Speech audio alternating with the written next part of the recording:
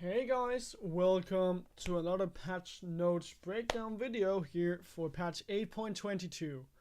Um, Apparently the last patch before preseason, so let's see what they have in store for us. Obviously with this being the last patch before preseason, I'm expecting us to get through very quickly as these patch notes will probably just be very short. Akali, last hit assistance removed, W cooldown increased early, R damage decreased early, increased late. I had no idea you had a 4 last hit assistance. But look, let's look at the Trilot's route. So Trilot's route has a longer cooldown early on, but still the same later on. And your ult has more damage late on, but not as much in the early game. I like these changes, definitely. Akali has been super dominant in the early game. I think that with her Twilight Shroud and with her R damage going down, it'll definitely tone her down a bit and make her more reliant on her items. Especially the Twilight Shroud will mean that she has less mobility to work with and thus being less safe as a carry. Will it affect her a lot? No. Will it affect her a bit? Yes. Will it turn her out of the meta? I don't believe so. Fiora, small improvement to launch targeting. Launch still prioritizes R vitals, then P vitals, but now prioritizes an R affected target next, even without a vitals proc. Okay, yeah, that makes a lot more sense. So basically, you still focus in on vitals, but it's old vitals and then P vitals, but in between these you have now alter targets, right? So R vitals, alter targets, P vitals. Even if the alter target doesn't have any vitals. I like those changes, just a small improvement. Bug fixing on Jhin, I don't care. LeBlanc, W damage decreased. I don't think she's been a big problem at all. I think you're not exactly taking away a lot of her damage, right? You're taking away 10 damage from her base damage on her distortion.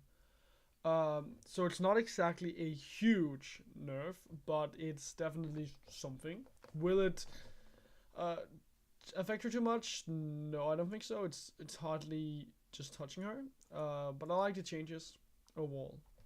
Maokai, E cooldown decreased, damage increased early. Sorry, I don't like these changes. I think that she was fine, and I think you take away too much of her wave clear by doing this. So I am not a fan of these changes. Maokai, E cooldown decreased, damage increased early. Yeah, sure. He's not exactly a jungler, which is what they're writing that this is aimed towards. Or they've written that it's aimed towards. It makes a lot of sense just to buff it because it's a very like minor thing. But for jungle, no, Maokai's not gonna be a jungler again. I have a hard time seeing how he'll come in and be a jungler again. Because his wave clear is too slow. Like you have 10 seconds in this already, right? And this is okay damage. But your wave clear is too slow because everything that you have in your kit has a high cooldown. You don't have any mobility to work with as well. So like Maokai is not gonna be a jungler at all. Nunu and Willem, AD increased, Q heal from champs increased. Sure. I haven't seen that much of Nunu and Willem at all. Though I can only say that with me not seeing a lot of him, it probably means that he's not good enough for competitive play. I think he's okay in solo queue. I've seen a bit of him in solo queue, but for competitive play, I think that he definitely needs to be buffed a bit more. And I think this might just be the way to go. I have no idea. Pike, Grey health no longer scales with max health, but scales harder off AD. W movement speed decreased. Scales with lethality instead of AD. E stun scales with lethality instead of rank. R scales with lethality. R scales with lethality. Okay, so diving in, passive. 80 health plus 8 health per 1 bonus attack damage up to 60% max health. Yeah.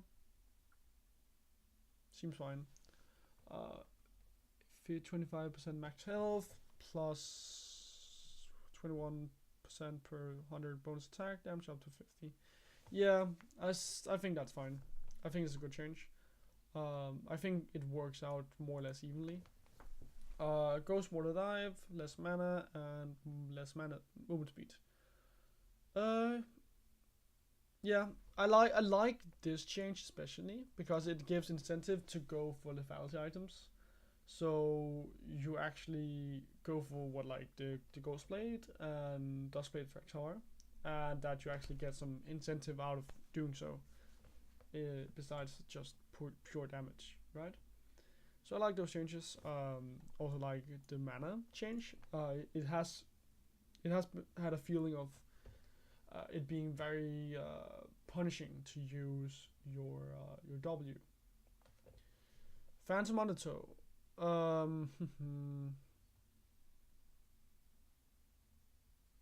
Again, I like that they changed it into lethality, and the mana changes are going down. I appreciate all of that. I think again lethality is great. Mana, he's mana hungry, so good changes overall.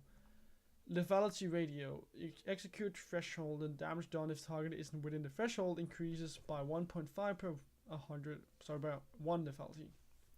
Yeah, fine changes. I think this is definitely going to give Pike a bit more to work with. I don't think that he's going to be too strong of this, but I like the changes overall to make it so that he has more of an incentive to go for AD items, while still being able to make plays because of his mana going down. Thus, he'll be able to make plays more often. Trundle, Q damage increased. Sure. He did fall out of favor a lot just by being nerfed to the ground. And now he does get a little bit more damage back. So I like those changes as well, as it gives him an incentive to be played, and he's very good against the likes of the Graves or Nidalee. Because he's such a good 1v1 champion, and he's very good at punishing low mobility champions as well. So like Xin Zhao as well, and Lee Sin can have a hard time against Trundle.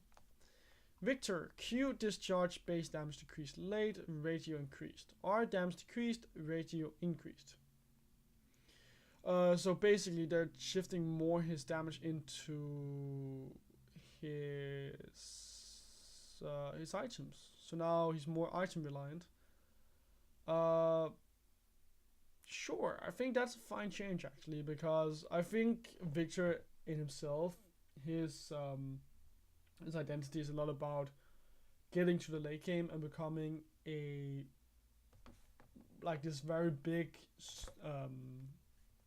what would you call him, like this very big mage who's a battle tank as well, so battle mage. And I like the changes that you're gonna give him more power from his items. So definitely like that, and it's not like you're tuning him down a lot. You miss 20 here, you miss 40 there, and then you miss 60 here. Okay, that's a lot actually. And then this is 5, 10, 15, and 20. Yeah, Q isn't too much. This is actually quite a bit, but again, incentive to go for items will make him better in the late game. And you can always build early game items like Ludens and Morellonomicon, which you do already.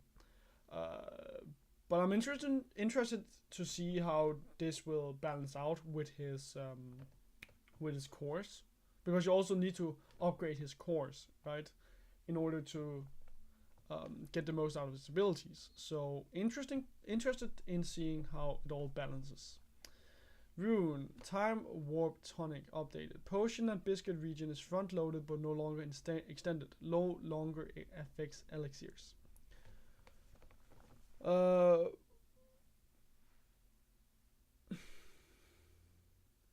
Health and mana per tick is then reduced by half for the effect's regular duration.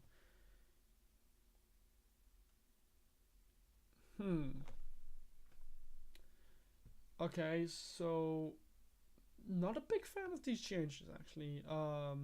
Because this means that it's going to be a very clutch item. Well, sorry, clutch rune to work with, because you get granted that 50% of the health and or mana immediately. But you can't just like use more at the same time, which I think is a stupid thing. It makes sense in order for you not to heal up instantly, right? But it's still an irritating feeling that you're not going to be able to proc multiple. I also think that not having it last 20% longer, obviously because you want to make it front loaded, it means that you can't have it last longer. But still, it feels bad that really the only thing you get is what, like that clutch-ishness with that front loading.